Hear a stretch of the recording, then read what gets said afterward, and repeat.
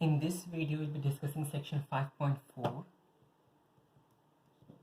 from chapter 5 of P3, and we are going to continue the discussion for logarithms. Okay, in this video, we'll be discussing how logarithms can be often used to analyze data. Okay, and the concepts that you're going to learn in this particular section are often useful in other sciences, not just mathematics. For example, in physics, when you're dealing with exponential growths, and even in other subjects in engineering, when you're discussing, when you're dealing with circuits, capacitors, half-lives, and those kind of stuff, where you have an exponential growth or an exponential decay. So often, many cases where you have exponential growths or exponential decays, okay, logarithms and exponential graphs, e raised to x graphs and ln x graphs often help you out there.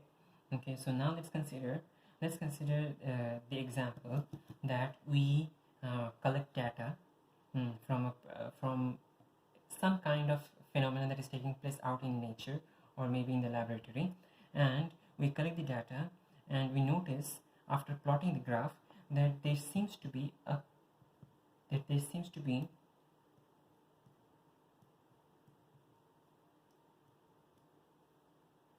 me replace this one.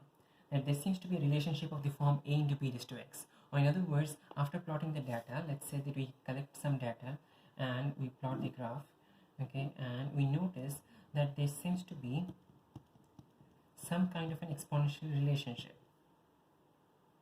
after you draw the best fit line. Okay, so after you draw the best fit line, let's consider that we have an exponential relationship.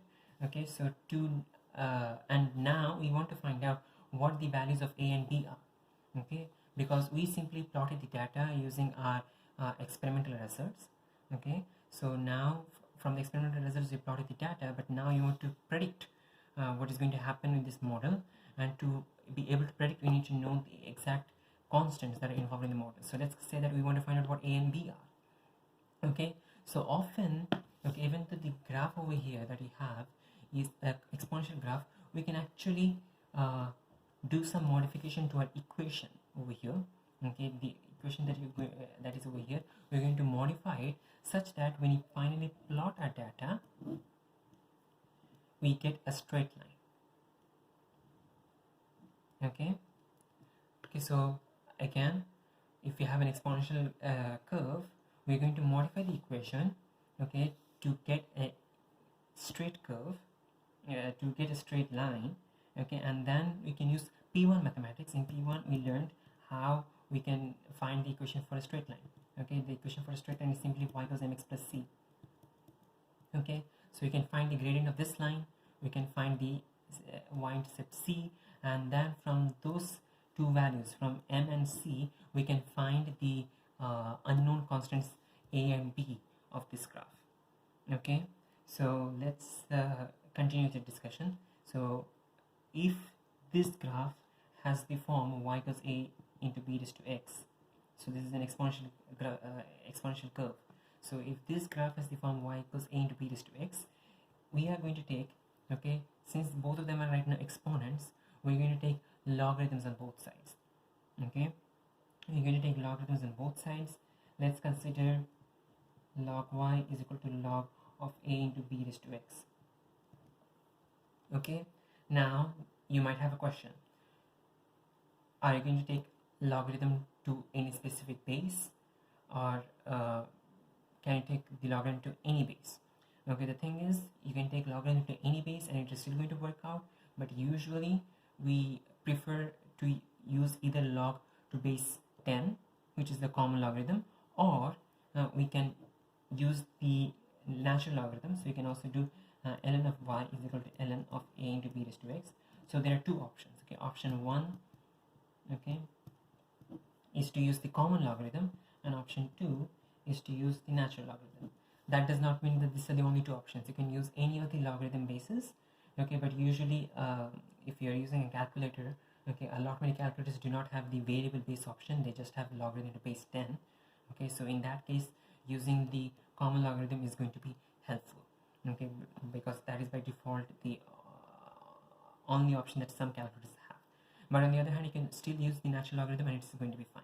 Okay, so we'll continue both the options for the time being. Let's say that we do logarithm of we do the common logarithm in the first option and the natural logarithm in the second option. We get log y is equal to log of a into b raised to x, and ln of y is equal to ln of a into b raised to x in the second option, first and second option respectively. Okay, now the next step that you're going to do is, notice the left hand side we can actually do nothing. Okay, the left hand side is more or less fixed. Okay, the right hand side though, we can actually break up the term.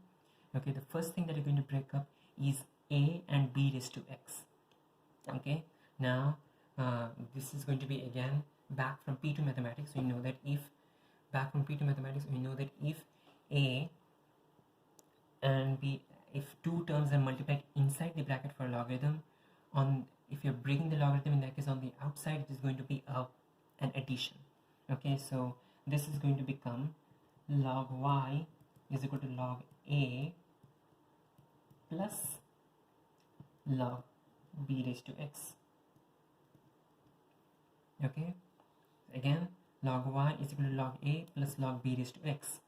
Okay, now the next step is to break down the b and the x. Notice that the x is a power, and according to the power rule for logarithms, this x can become the coefficient. Okay, or in other words, this is going to become log y is equal to log a plus x times log b. Okay, so this is the final form of the equation. Okay, log y equals log a plus x times log b. You cannot simplify anything any further. Okay, now let's compare it to a straight line equation, y equals mx plus c. Okay, so if we compare it to the y equals mx plus c form of the equation, let's rewrite this so that it looks like that. We have got log y is equal to log b times x plus log a. Okay, in other words, y is equal to mx plus c. So here on this graph, okay, the graph that you're going to draw for the as a straight line, this was the original graph, which was an exponential curve, but we want to find out a and b, for which you have done this procedure. Okay, and once you do this procedure, we're going to plot the graph. Okay, but so what are you exactly going to plot? On the x-axis we're going to have x, which in this case is simply x. There is no change to x though. But on the y-axis we do have a change, and in the y-axis the variable that you're going to plot is not y anymore, it is going to be log y. Okay, so log y is the variable on the y-axis, and log x is the variable on the x-axis. Okay, and if you plot this, if you plot log y against log x, in that case you get this, but you get a straight line. Okay, to repeat again, our original equation y equals a into b raised to x was an exponential curve. Now we want to find out what a and b are, because they're still unknown, and for that reason we are going to plot log y against x, log y against x, and this will result in a straight line. Now, okay, from the straight line we can find out the gradient of this function m, and also the x-intercept c. Okay, and once you find out the gradient m and the x-intercept, sorry, the y-intercept, excuse me, this is the y-intercept c. Okay, so once you find the gradient m and the y-intercept c, from c you can find out the value of a, because c is equal to log a. Okay, so c is equal to log a. If you solve this equation, you can find out the value of a, and m is equal to log b. You can find out the value for b. Okay, and once you find out the value for a and b, you can substitute this back to your original equation and find that y is the complete equation y is equal to a into b raised to x. Now let's consider another example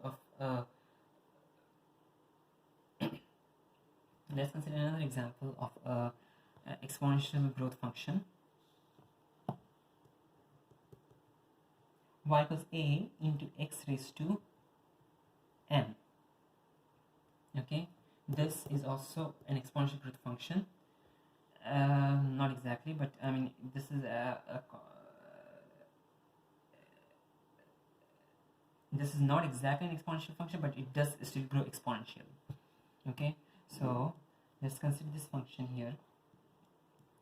The original y-x graph is going to give an exponential growth function y equals a into x raised to m.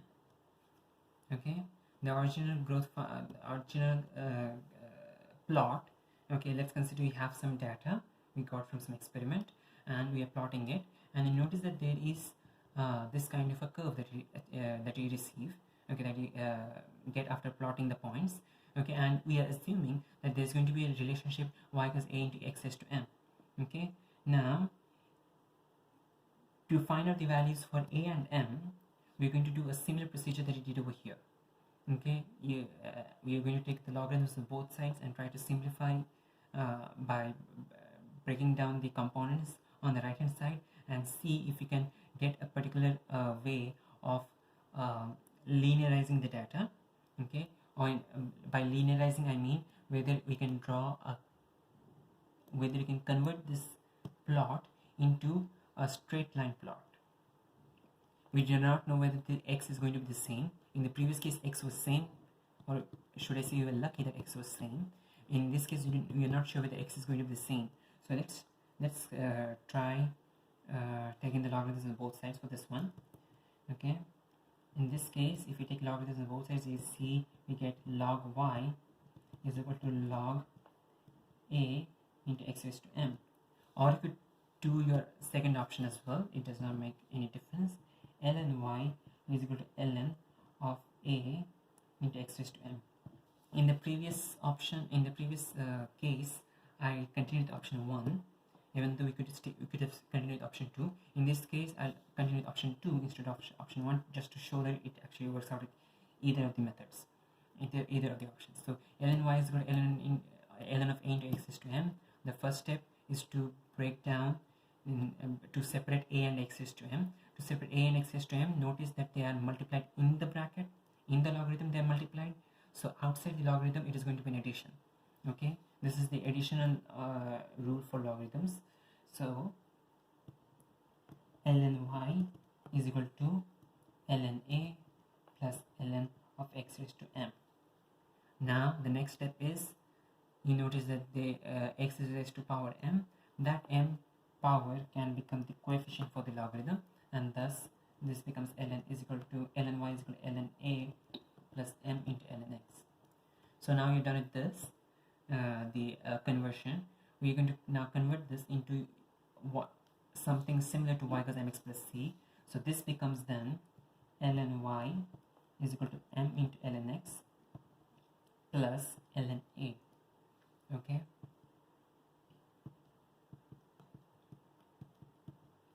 Okay, so the variable on the right hand side, left hand side is ln y. So ln y is going to be a new y. Ln y is going to be a new y. On the right hand side, ln x is your new x. Okay, so we are going to have ln x on the right hand side, on the horizontal axis instead of x. Okay, original graph had x and y, and on this graph we have, on the linearized graph we have ln x and ln y. Okay, so again, ln y is the new y, ln x is the new x, and these are a new gradient. Okay, the new gradient is going to be small letter m from the original equation, and our y-intercept is going to be ln a. Or in other words, once you find the graph once you plot the graph for ln y against ln x, you can find the gradient m, and you can find the y-intercept c. Once you find m and c, you can find what the letters m and a are. Okay, and from this comparison we notice that small letter m is simply capital M, and capital C log ln a is equal to capital C, and you can find a simply by taking exponential on both sides. A is equal to e raised to c. Okay, So in this section we'll be coming across questions where they will be giving us an assumption that they assume that the graph that the relationship that we have, they'll assume that the relationship that we have is either something of the form y equals a into b raised to x, or something of the form y equals a into x raised to m. And after that the question will ask us to find out the values of the unknown constants. To find out the values of the unknown constants, what we're going to do is we're going to decide whether we should be plotting log y against x or log y against log y. Okay, to decide upon that we're going to do this conversion. Okay, this is the calculation that needs to be done to determine whether we need to change in any of the variables, whether you need to plot the logarithm for y, the logarithm for x, whether you need to do only one or whether you need to do both of them. You can only find that out only once you do this conversion and try to compare that to the form y equals mx plus c. Okay, so after that you draw the graph. If you get a straight line, that's great, it means that we are on the right path. Okay, so once you find the straight line, you find the gradient of the curve, the gradient of the line, and also the y-intercept, and use the equation that he got, okay, the equation that he achieved in a conversion process, and use that along with the values for m and c, equate them and find the values of the unknown constants, whatever exists in your question. So let's consider an example. In example 7 that you notice on page 111, in example 7 on page 111, we have a question where they give us a table. And they say that they are assuming that the graph is of the form p equals a into r raised to n. P equals a into r raised to n. Okay, and we need to find out what the values of a and n are. So the first step is to convert this into a linearized form, into the form y equals mx plus c. So to convert this into the linearized form y equals mx plus c, we're going to first take the logarithms on both sides. So we're going to have log p is equal to log of a into r raised to n. Okay, break down the logarithm on the right hand side, you get log a plus log r raised to n, and then finally break down this, you get n log r plus log a is equal to log p. So this is your final form of the equation. So now notice that in your question you have you have r changing and p changing. So since p is changing, this is your variable on the right on the y-axis, and since r is changing, this is the variable on the horizontal axis. Okay, and n and a are constants. So after that, since you got this equation, we know that we have to plot log and log on both the axes. Okay, and so once you plot the log p on the first axis and log p on the vertical axis and log r on the horizontal axis, we need to we need to find the logarithm for every value of r and for every value of p, plot them on this graph. And in the question that they provided in example 7 on page 111, we notice that we get a downward sloping line. Okay, a downward sloping straight line. Once you get the straight line, find the gradient m and the y-intercept c. Use those equations, compare it to the form over here. M is going to be equal to n and c is going to be equal to log a, and from that you can find out the value for a and n.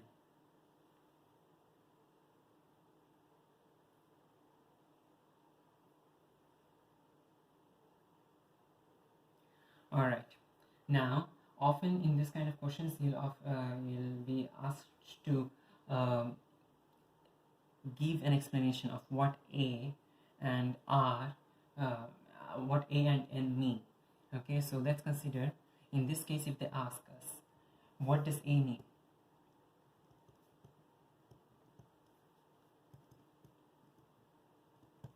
and what does n mean?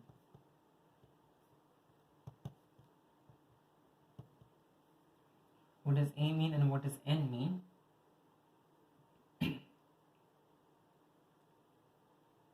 What does a mean and what does n mean? In this case, notice that if n is equal to 0 or if r is equal to 0, excuse me, sorry, if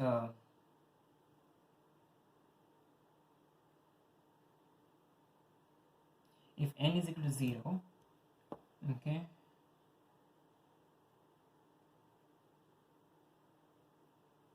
let's consider a different equation for this one. Let's consider p is equal to a into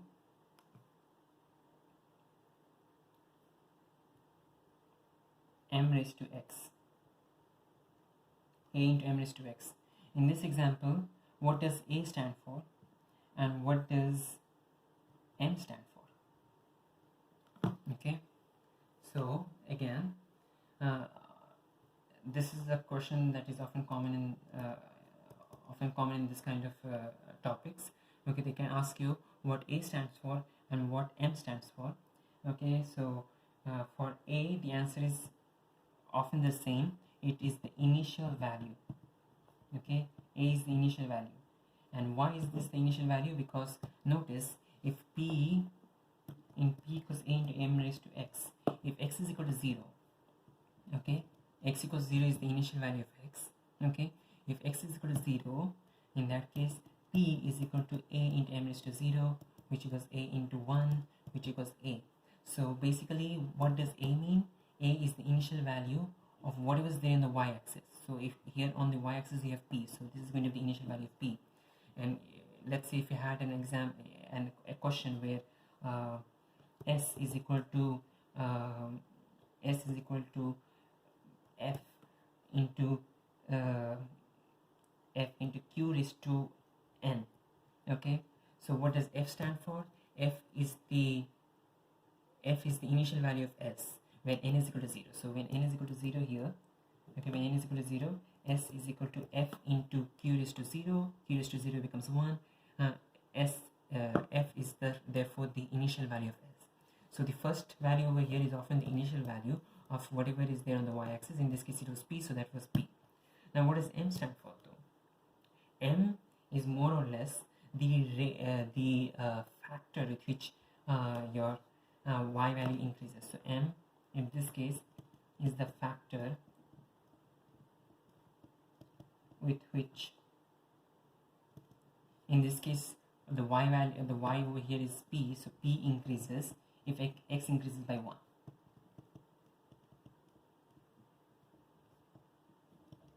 Okay, so again,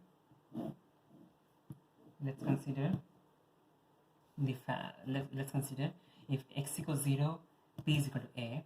If x equals 1, p is equal to a into m raised to 1, which is am.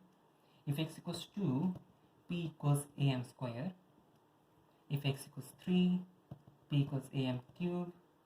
If x equals 10, p equals am raised to 10. So every time x increases by 1, p increases by a factor of m. Okay, so x is increasing by plus 1 in each case, but p is getting multiplied by m in each case every time x increases by 1. So that is the same thing, that is the thing that this sentence is trying to explain. M is the factor with which p increases if x increases by 1. So every time x increases by 1, m, the base over here, is going to be the factor with which p increases. In this case, in this example, s equals f into q raised to n. Okay, q is going to be the factor with which s increases if n increases by 1. If I reword the sentence, if n increases by 1, q is the factor with which s increases.